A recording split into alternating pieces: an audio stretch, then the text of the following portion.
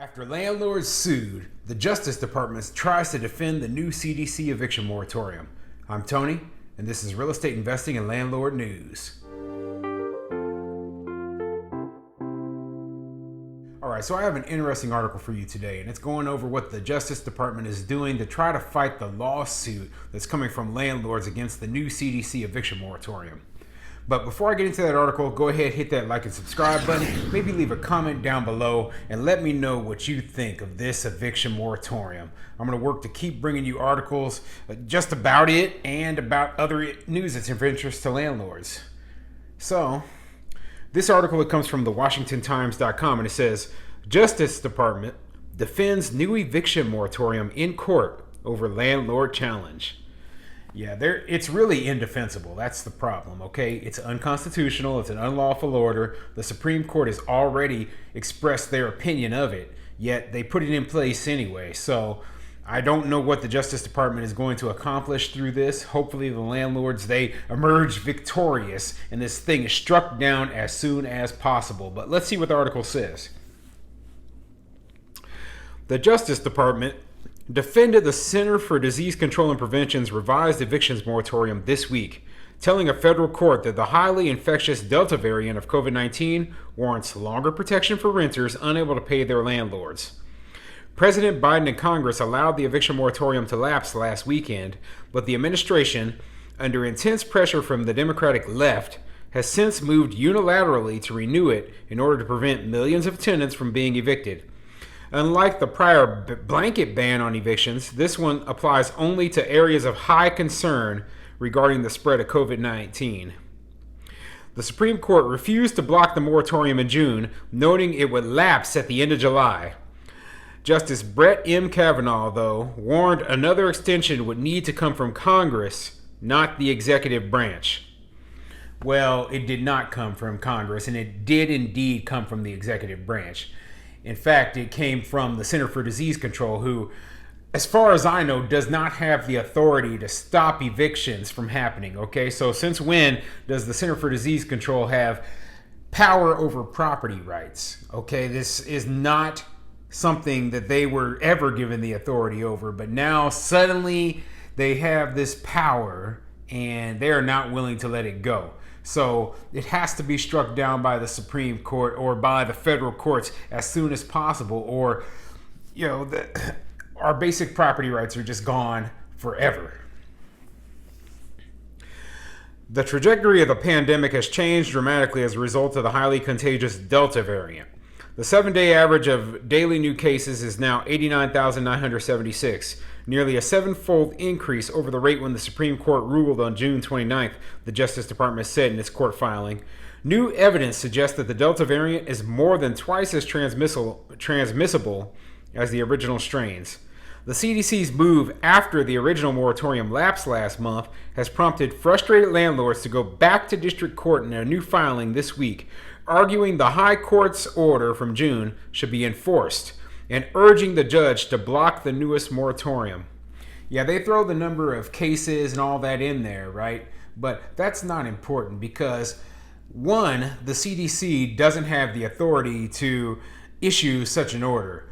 Two, even if they did have the authority to issue that order, it is an unconstitutional order. So the only way to even allow the CDC to do something like that would be to amend the Constitution, and that is very, very unlikely. So, this whole thing needs to just be thrown out. And I'm not just talking about the CDC's eviction moratorium. I'm talking about all the statewide and local municipality eviction moratoriums as well. Okay, they're all unlawful in my opinion. The landlord said Congress failed to pass legislation supporting a new ban on evictions, so a pressure campaign from some lawmakers came down on the CDC, which caved to political pressure. Even President Biden has expressed ambivalence about whether the administration's action would pass legal muster. This court should immediately vacate the CDC's fourth extension because it conflicts with the Supreme Court's ruling. A majority of the Supreme Court made clear that the eviction moratorium exceeds the CDC's authority and could not be extended beyond July 31st, the landlords argued. The case is pending before Judge Dabney L. Friedrich, a Trump appointee. That's good news, okay? So hopefully Trump put in a nice conservative judge who isn't, siding against the Constitution and looks at the straight, simple, plain, reading of the Constitution and realizes that the CDC doesn't have the right to take people's property rights away from them. Okay? Now, this whole thing has just become a nightmare for landlords all across the country. And it just falls down to lawlessness by the president and lawlessness by those who put these orders in place. And I'll even go back as far as blaming Trump because he put the original eviction moratorium in place. So don't think I'm going to just let him slide on this.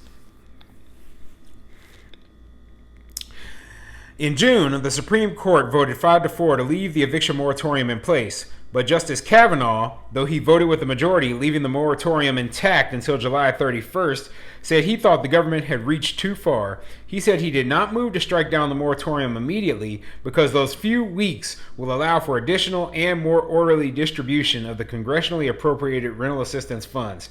Yeah, that was a dumb idea, Brett Kavanaugh, okay? So the big issue I have with that is that already the eviction moratorium had gone on for well over a year. So there was more than enough time to get the funds to the landlords, but they created this bureaucratic mess with these rental assistance programs, okay? And one of the biggest issues I have with the rental assistance program is that it did not cover everything that the landlords lost. Okay, so there are a lot of landlords out there who will never be made whole even if they receive rental assistance. That's not even to mention, what if your tenant doesn't qualify for the rental assistance because their income is too high or whatever, but they are protected by the eviction moratorium? That means that landlord has just been paying out of pocket for someone to live for free in their property, and that's just wrong. You should never be forced to pay for someone else to live for free in your property. We are not a homeless shelter, and we are not a low-income housing provider, okay? We're not the social system. The social network that holds people who are low-income or homeless in housing is the federal government, and they've put all of it down on us landlords. And I said it over and over and over again, and I'll keep repeating it in every single video that I make, that this is unconstitutional, and it's wrong, and it needs to end.